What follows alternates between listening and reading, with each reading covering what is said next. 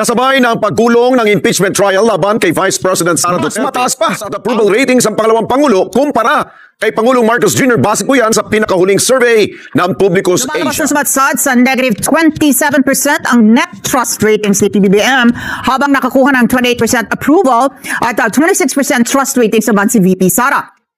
At dahil dyan, may naniniwala naman ang isa pong ekonomista na matindi na ang pagkadismaya na maraming Pilipino sa pamahalaan sa harap ng isyu ng malawakang korupsyon na political accountability na hinihingi ng taong bayan. Report mula kay Eden Santos.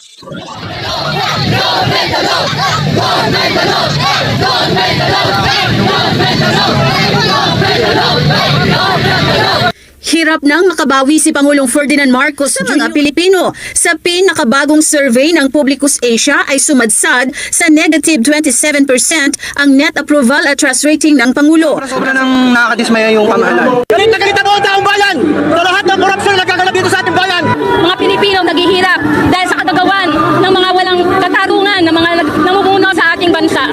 Patunay umano ang matinding pagkadismaya ng maraming Pilipino sa harap ng patuloy na mataas na inflation, paghina ng ekonomiya, matinding korupsyon at political accountability. Asia, ang net trust rating ni BBM ay negative 27 na lang.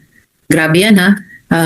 Sobrang baba na yan. At ang ibig sabihin yan, talagang napakaraming Pilipino wala ng tiwala sa ating Pangulo ngayon at sa kanyang pamamahala.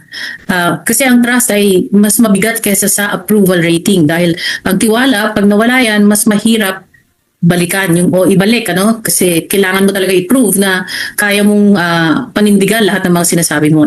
Ang problema, napakalala na ng sitwasyon ng ating ekonomiya, tapos puro politika pa rin ang pinag-uusapan nila. Ayon kay Cora Guidote, isang economist at dating head ng BSP Investor Relations Office, sinayang ni BBM ang tiwala ng taong bayan. Magugunita na nanggaling sa napakataas na trust rating si PBBM nang manalo siya noong 2022. So parang ang laking pag-aaksaya ang ginawa niya doon sa pagtitiwala sa kanya ng mga Pilipino noon. So kung ginamit niya yun para mapaunlad ng ekonomiya at malinis ang kanyang pagpapatakbo ng gobyerno, sana nanatili na mataas ang kanyang trust rating. Pero ngayon na nakikita natin na negative 27 na ito. Ang ibig sabihin lamang yan ay talagang inaksayan niya ang pagtitiwala sa kanya dahil sa mga nakita nating mga anomalya, mga korupsyon na nangyayari na parang ngayon lang nangyari sa Pilipinas yung ganyang kalaking o kalala na korupsyon.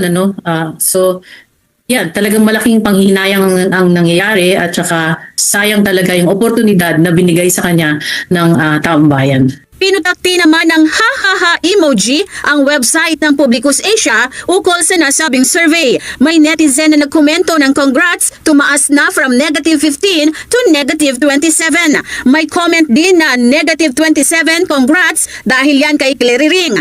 Parang spaghetti lang, pababa ng pababa. At marami pang negatibong komento para sa Pangulo.